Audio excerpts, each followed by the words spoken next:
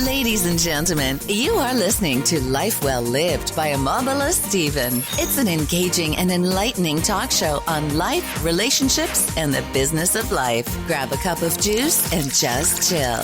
Life Well Lived by Omobola Stephen. Live life. Live fully.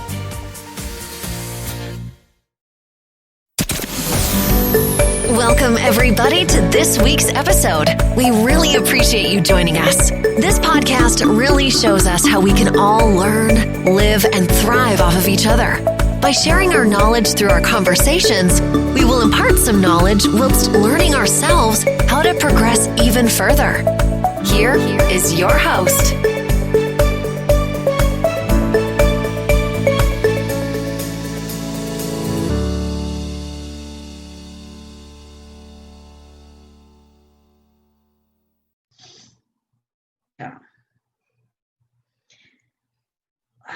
Welcome to Live With Omobola Stephen. My name is Omobola Stephen, and so on today's show, I have a guest with me. She's Shaundra Connelly, who is the speaker and also a mindset coach for entrepreneurs. Over the years, Shaundra Connelly has worked with a variety of individuals, for men and women who lost the sense of purpose, individuals struggling with outbreak, and now helping life coaches, health coaches, stylists, real estate investors, and more start and build their God-driven businesses. Now, it's very, very amazing how what may look like a setback in the life of these people can actually be a setup for a greater blessing for you and I.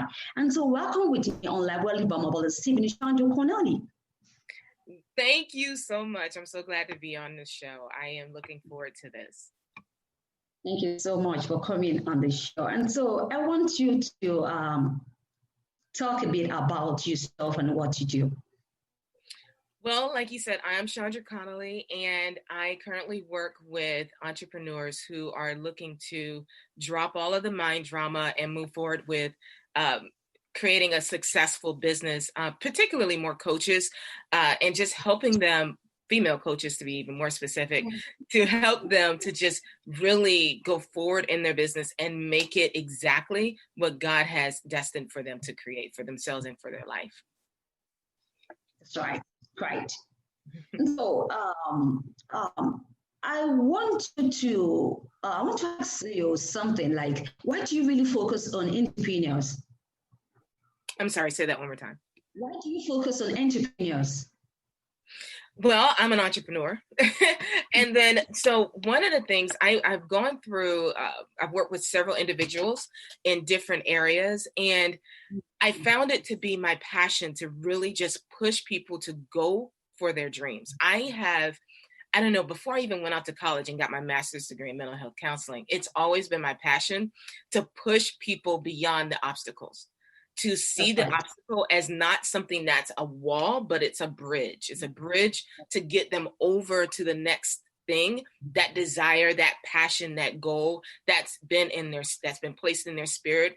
And so I'm always that type of person to just say, hey, if it's a dream that you have, and God is giving you that dream, excuse me, my voice, and God is giving you that dream, then you can have it. It's just that we have to move past the mindset hurdles that come up in our life and in our way, and keep moving forward. So that has been my passion. Before, I was working with individuals, like you indicated, those who went through heartbreak, those who were trying to get into a relationship, those who were just dealing with different things in their life. But my passion has always been, let's create that dream. Let's create that dream, and let's make your life the image in which you have in your mind and in your spirit. That is so available. Right. So you spoke about the proprietary method called DAR in your coaching sessions. I want to talk a bit about it. Oh, absolutely. I love it. So yes, my proprietary method is called DARE. It is the way of me helping my clients to move past the beliefs that I was just mentioning, and have that keeps them held back from really obtaining that success. It's identifying the triggers that create these mindset blocks, these things that stops progress. So DARE is actually an acronym. And That's it right. actually is the stage in which we move through the coaching progress. Now, I'm going to try and quickly go through these. They're like each letter represents a stage, but then there are subsections underneath it. So I'll quickly go through it. The D is for decision. As we all know, nothing in your life will happen without first making a decision. So That's in right. this part of the process, it's just really identifying how have you made decisions in the past? Who has been the role model for you that taught you how to make decisions? And how well do you commit to the decisions that you make? So right. how do you make decisions and how do you commit to them? So once we go through that process, then it's acknowledge the beliefs that has been the underlying thing that has been controlling your life, controlling the different things that you have been doing in your life and moving forward or not moving forward. What has been the underlying beliefs? But then the subsection to that would be accept and appreciate. Now, I know that sounds a bit kind of twisted. Why would I accept and appreciate some of the things that have been either ruining, if you want to call it that, or running my life that may not have been the belief that has helped me to move forward, but has held me back? Because here's the thing, we have to accept it as its truth before we can ever reverse it. We have to accept it before we can ever reverse it. And the next thing is, once we accept it, not say, hey, oh, that's okay. That's just my reaction. That's my truth. It's your past truth. It's your past truth. But so we have to accept it and then appreciate its purpose. The purpose was to protect you. That's what it thought it was doing, to protect you. Your mind is geared to protect. So we have to identify, hey, let me acknowledge what's been the belief. Let me identify it. Then let me accept it. Hey, that was my past truth. But then let's appreciate its purpose. After you have done that, then we go to the next stage, which is releasing the old, releasing what that old belief was, and then resetting it to the new belief. That's right. Yeah. So release, and then you reset. Yes. Once you go through those different stages, then we get to envision. That's the E. What are you envisioning for your life? What are you envisioning for yourself? What are you envisioning for your business? But then after we identify what the vision is, then I'm going to ask you, what are you expecting? Because just because you see it, it doesn't mean that that's what you're expecting, because we have to line up your vision with your expectation. That's right. Yeah. So then what are you envisioning? What are you expecting? We line that up. We move through all of those stages, the decision, acknowledgement, the release, to the envision, and that last piece is you experience it. You experience it. Yeah. Right. That is the method. Yeah. We talk about desire, we talk about decision, acceptance, release, and vision, and also you need to experience it. Brilliant. And so how can one empower or disempower beliefs? Yeah?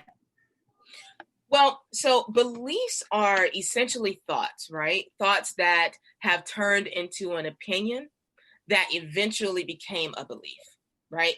But what fuels a thought are the questions that we ask ourselves. The key is to ask a better question. If you ask a bad question, then you're going to get bad answers. If you ask a good question, you're going to get great answers. Same thing. Your mind is not going to allow you to not provide an answer. So if you ask yourself a question, ask yourself, is that a good question? Or am I creating a spiral that's going downward, that's going to pull me down? The difference between empower and disempower beliefs, one will fuel motivation, fuel your desires, fuel you going forward. And disempower means take away. It will take away your motivation. It will take away your desire to move forward and even create this discouragement or even defeated mindset or belief. So the way that you can identify it is the words are the conversations that come up in your mind. Is it fueling your desire? Is it fueling your motivation to move forward? Or is it causing you to shrink back and say, you know what? Maybe I can't do this. Maybe I shouldn't do that. Maybe I shouldn't take that step. What is it doing? Because there's going to be an internal response to your conversation. Your body will let you know exactly the type of conversation you're having in your mind. Right. So I'd like to know more about the morning mindset strategies. Oh, that's my jam. Nice one. Listen, my morning mindset is like, it's a non-negotiable for me. It's a non-negotiable. I am a true believer in the fact that you cannot give from an empty vessel. That's you right. cannot give from an empty vessel. You have to allow yourself to pour into yourself before you can ever pour out. And I'm going to actually take it even further than that. You can give actually from an empty vessel. But what happens is you're giving from a negative space. If you go anything less than 0 is a negative. Talk to me, please. So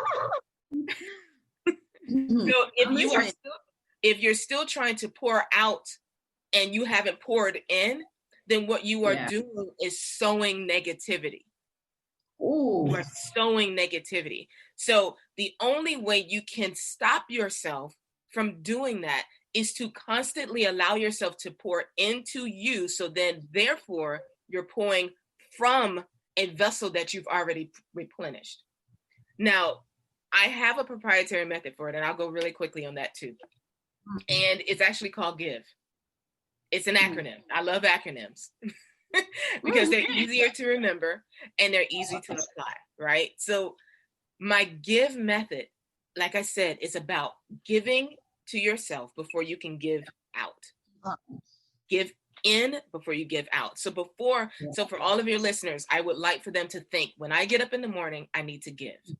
I need to give, right?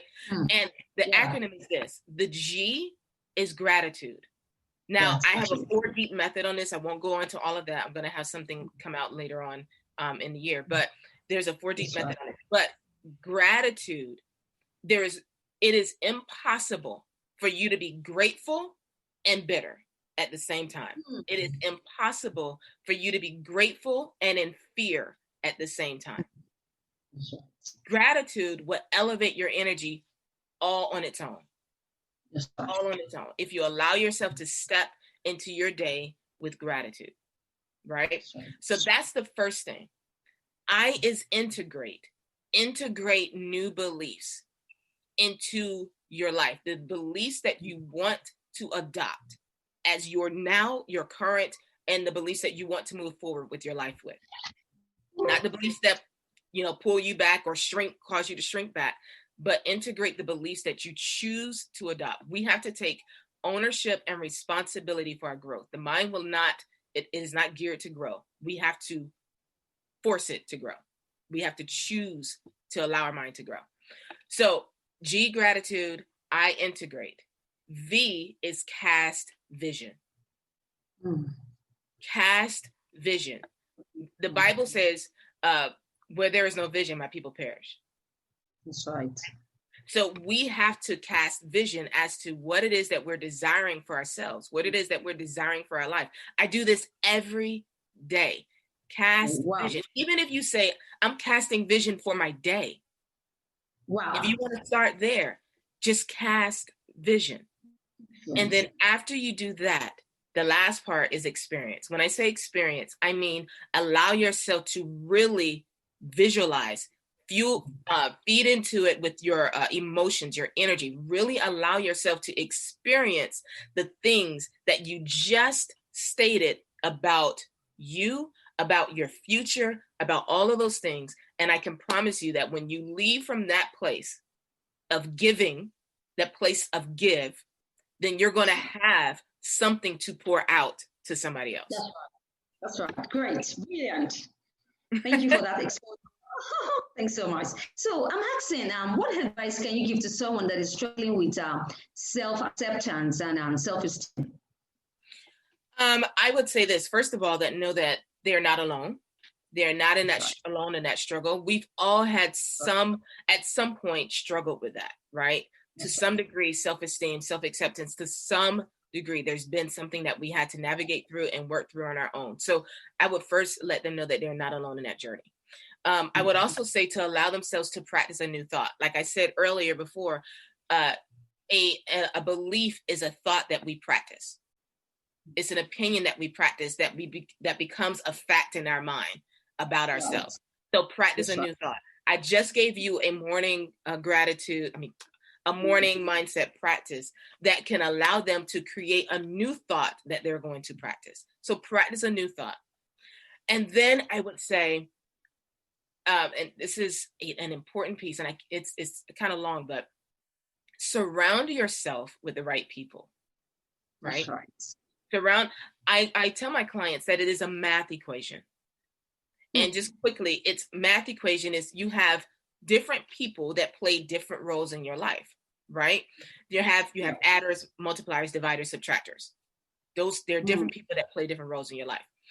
Without going into all of it, I will say this, to make sure that they have adders and multipliers. An adder is a friend that's going to encourage, that's going to support them, that's going to not point out the negative things about them, but point out the positive things about them. That's going to encourage them, because we feed off of our environment.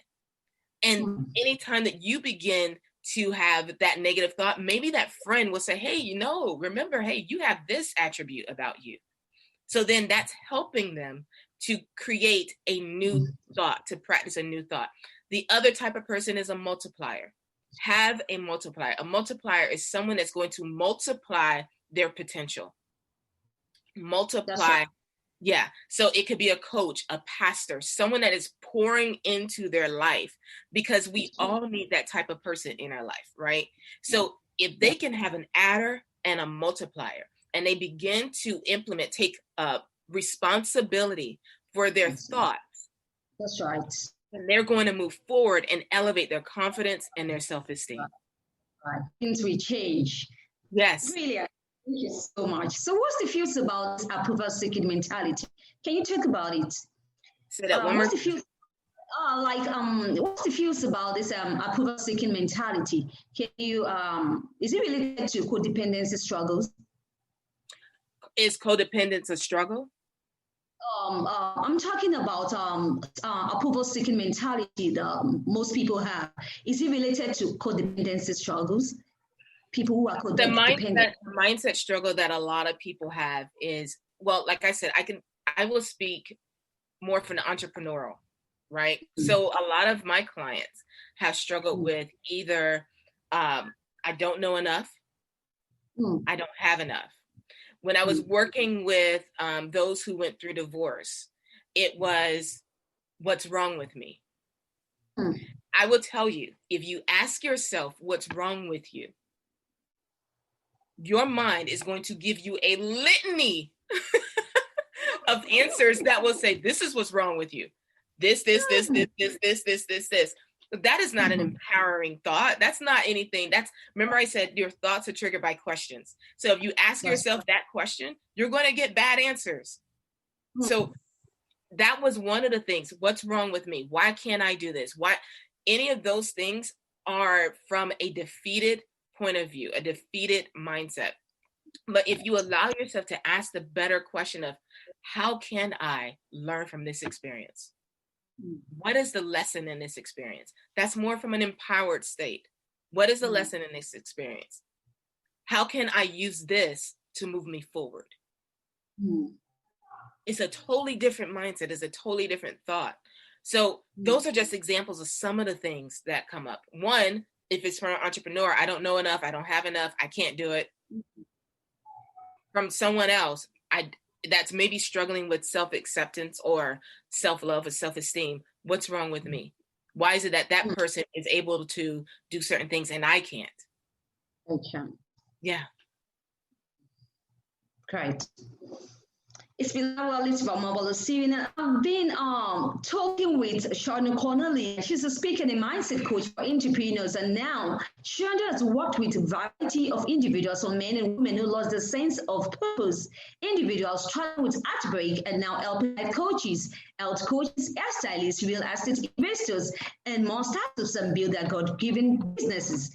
Now, it's also very amazing what may look like a setback in life can actually be a setup for a great blessing. And so, having a worthwhile, discussion with Shaundra Connelly, so I wanted to ask, did you have any projects you're working on? Yeah, I kind of briefly mentioned it. I am working on a project for Mastering Your Mornings, and I quickly went through that give process, but I go a bit deeper in the course that I'm putting together right now. It will be coming out soon.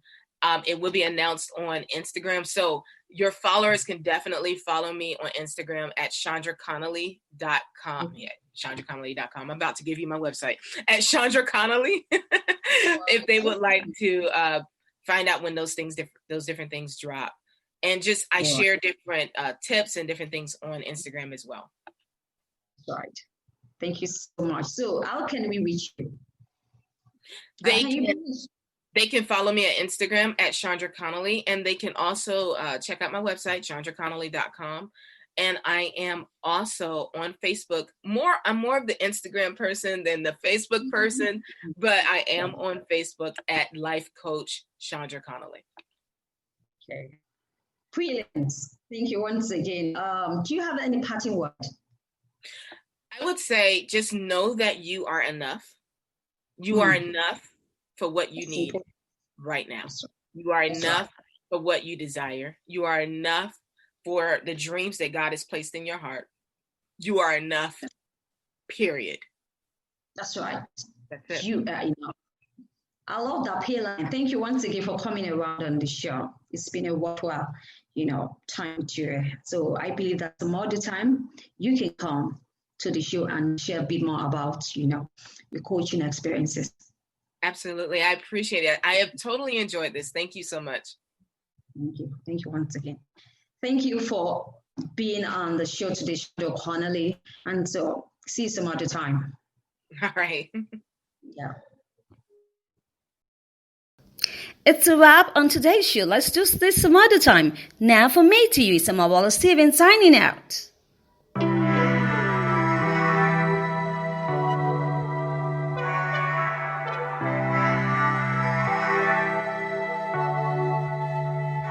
How do we get this low? You come over and we start a fight. Never know who's wrong or right. Feel nothing when you go. I know it's not intelligent, drinking for the hell of it, but that's irrelevant now. We should talk about us. How come we're holding on? 'Cause really I don't see